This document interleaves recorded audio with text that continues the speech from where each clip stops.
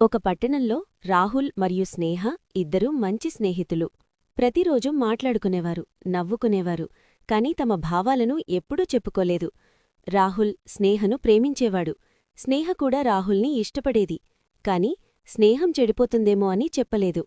ఒకరోజు రాహుల్ మరో నగరానికి ఉద్యోగం కోసం వెళ్లాల్సి వచ్చింది. వెళ్లే ముందు అతను చెప్పాలని అనుకున్నాడు, కాని ధైర్యం రాలేదు. అతను వెళ్ళిపోయాడు. మాటలు తగ్గిపోయాయి, కాల్స్ తగ్గిపోయాయి, కాని జ్ఞాపకాలు మాత్రం తగ్గలేదు. ప్రతి రాత్రి స్నేహ ఫోన్ చూసేది. ఒక కాలొస్తే బావుండేది అని అనుకునేది. ఒకరోజు అకస్మాత్తుగా ఫోన్ రింగ్ అయింది. రాహుల్ కాల్.